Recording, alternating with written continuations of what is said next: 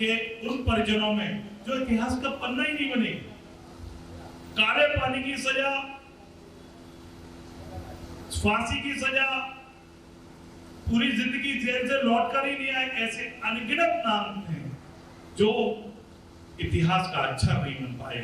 मगर उन्हें ना पद की चाहती कि ना यश की चाहे, तेरा वैभव अमर रहे मां, हम दिन चार रहे ना रहे। इस भाव के साथ वो चले गए। ये भाव निरंतर बह रहा है, ये आज से नहीं चल रहा, आदि काल अनादि काल से चल रहा है। भारत की ये जो पावन भूमि है, ये पावन भूमि यहाँ क्रांतिकारियों को पैदा ही करती है। चाहे वो कृष्ण के रूप में क्रांति हो, चाहे राम के रूप में वो उस युग की क्रांति हो, चाहे सरदार भगत सिंह, चंद्रशेखर आजाद, सुभाष चंद्र बोस के रूप में क्रांति हो, ये क्रांति की गाथा तो यहाँ इस धरती पे मिट्टी में इसकी रवानगी है। इसके कारण देश में हुए इतनी आजादी, आज आप लोग यकीन मतलब आप लोग के मनों में होना चाहिए कि जितना भारत में क्रांतिकारियों को पूजा जा रहा है, उससे ज्यादा उन पर रिसर्च यूरोपियन कंट्रीज में हो रही है कि आखिर सरदार भगत सिंह, चंद्रशेखर आजाद, राम प्रसाद बिस्मिल ये लोग क्या खाते पीते थे, क्या इनमें 22 साल में फांसी के फंदे पे लटके। विदेश सोच रहा है तो भारत में ऐसी नौजवानी जिसपे के लिए शब्द नहीं है, निशब्द है कि मगर इतना आप लोग समझ लीजिए, ये क्रांति का रथ और ये क्रांति का पथ कभी रुकने वाला नहीं।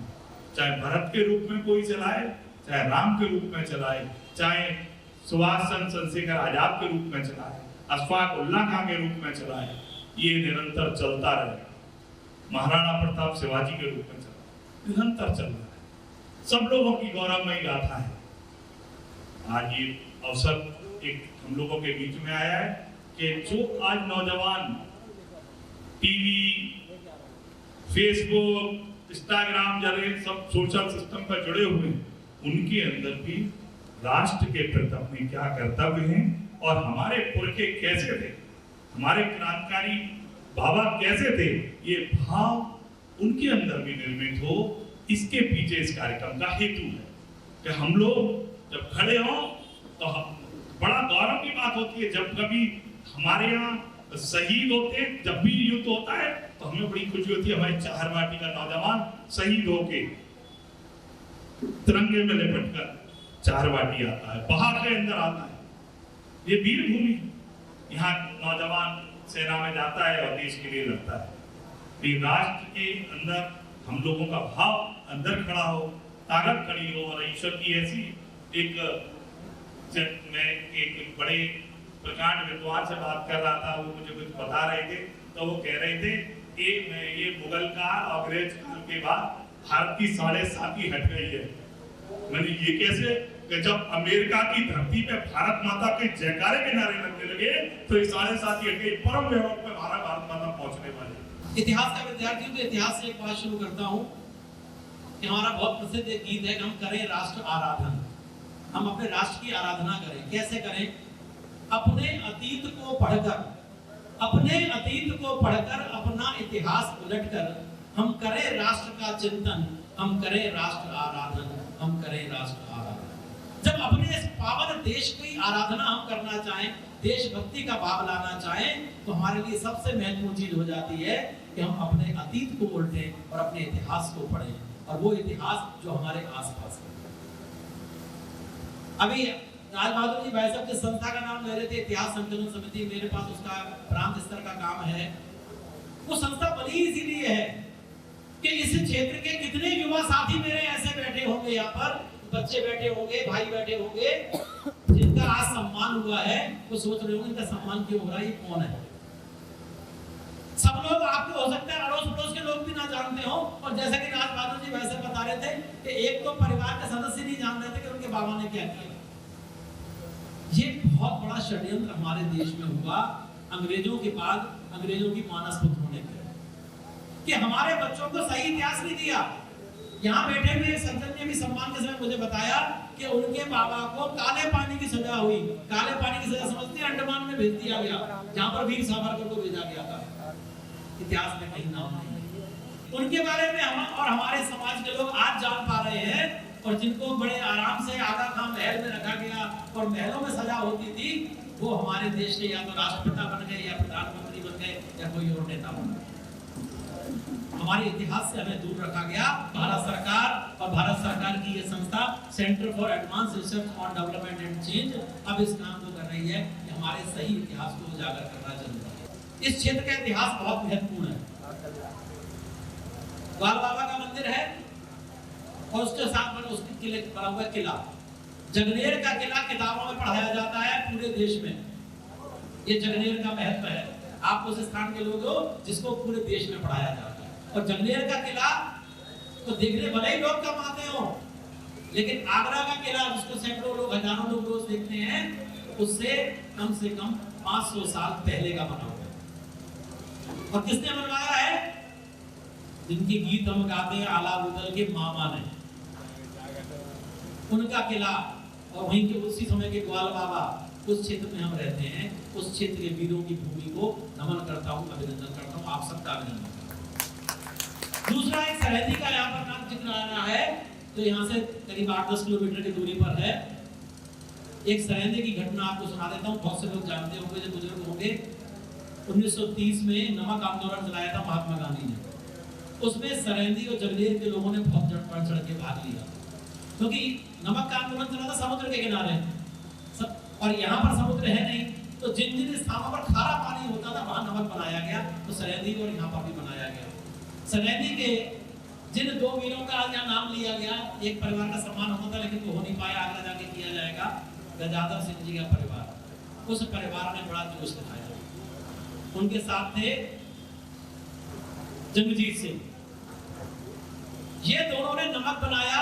इनको जगनेर के थाने का थानेदार अंग्रेजों का पिट्ठू जो था, वो बड़ा दुष्ट था, क्रूर था। उसने इन दोनों को पकड़ लिया और बहुत बुरी तरह यातनाएं दी। बहुत यातनाएं देने के बाद सबूत नहीं मिला तो छोड़ दिया। जब वो घर आए तो उनकी पत्नी, दोनों बेटियां और 2 बेटे, एक बेटा और छोटा भाई, बहादुर सिंह छोटा भाई, रामचरण उनका बेटा था। उन सबने इस पर बड़ा कष्ट का अनुभव किया और ये सोची कि इस थानेदार ने बहुत गलत की है, इसको सबक सिखाना पड़ेगा। वो थानेदार किसी काम से सरहदी में घोड़े पर बैठ के 3 सिपाहियों को साथ लेकर जांच के लिए गया। तो जब थानेदार सरहदी में गया तो वहां पहले से लोग इंतजार कर रहे थे, खासकर रामचरण, गजानन सिंह के बेटे और छोटे भाई बहादुर सिंह। उन्होंने उससे बहस शुरू करी। उस बहस को देखकर सिपाही उनको भड़काने लगे। सिपाहियों को गांव के लोगों ने थोड़ा पीछे धकेल दिया और उन्होंने घोड़े से खींच लिया थानेदार और जूतों से पिटाई करी। जब तक सिपाही लोग हथियार संभालते, वो दोनों वहां से भाग गए और उसके बाद औरतों ने पत्थरों से मारा। गजाधर सिंह की दोनों बेटियों ने, जो भी शादी में नहीं हुई थी, तब वो थानेदार वहां से पिट कर गया और वो फोर्स लेकर आने की कहकर गया।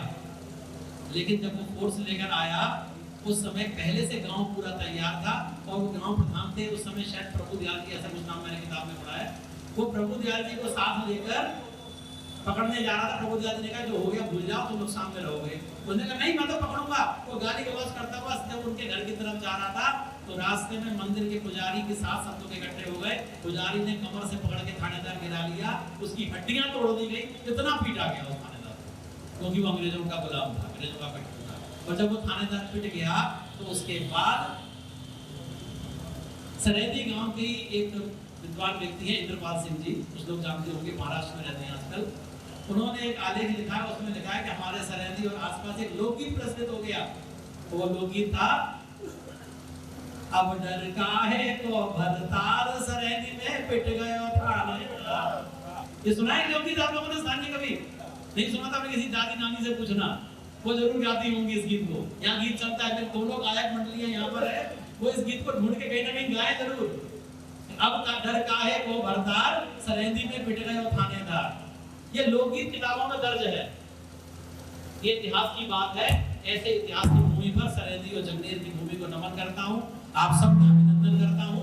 इस कार्यक्रम में आप सबने यहाँ पर शिरकत की, आपका इस बारे में साधुवाद भी देता हूँ और हमें यहाँ आने का मौका दिया, इसके लिए आप सबका धन्यवाद करता हूँ। इन पंक्तियों के साथ इस अपनी बात का अंत करूंगा। राम नरेश त्रिपाठी जी की एक कविता का अंश है, विश्वत रेखा का वासी। विश्वत रेखा में सर्वाधिक गर्मी होती है दुनिया में, और ध्रुवों पर, जो ध्रुव होते हैं हमारे वहां सबसे ज्यादा सर्दी होती है, 6 महीने अंधेरा रहता है। तो विषुवत रेखा का वासी जो जीता है नित हाथ हाथ कर, ध्रुववासी जो हिम में तम में, बर्फ में और ठंड में जी लेता है कांप कांप कर, वह भी अपनी मातृभूमि पर कर देता है प्राण निछावर। तो हे प्रिय बंधु, हम तो इस स्वर्ग से सुंदर सब सुखों की आकर इस धरा शिरोमणि के पुत्र हैं, हम क्यों ना इस पर हो जाए निछावर, हम क्यों ना इस पर हो जाए निछावर। ऐसी धरती के सभी वासियों को नमन करते हुए भारत माता की। देश में हर जगह ये कार्यक्रम हो रहे और क्यों हो रहे, क्योंकि आज की युवा पीढ़ी को अपने इतिहास से अवगत कराना, अपने इतिहास के गौरव से अवगत कराना है। उनको ये बताना है कि देश को समर्पित, देश में सर्वस्व न्यौछावर करने वाले केवल भगत सिंह, आजाद, राजगुरु जैसे लोग नहीं हैं। आपके चारों लोग भी और भी ऐसे लोग हैं जिन्होंने अपना सर्वस्व बलिदान कर दिया। काले पानी की यहाँ बात हुई, वहाँ 696 कमरे हैं और 29 साल के जेल के जीवन में लाखों लोग वहाँ गए और यातनाएं सही। असंख्य लोग फांसी पर चढ़ा दिए गए, कई लोग वही काल कमलित हो गए, बीमारियों से मर गए। बहुत कम सौभाग्यशाली लोग थे जो वापस इस देश को आ सके। अगर उनके गौरव को हम याद नहीं करेंगे, उनके बलिदानों को याद नहीं करेंगे, अपने आप में, अपने देश पर, अपनी संस्कृति पर गौरव का भाग कैसे होगा।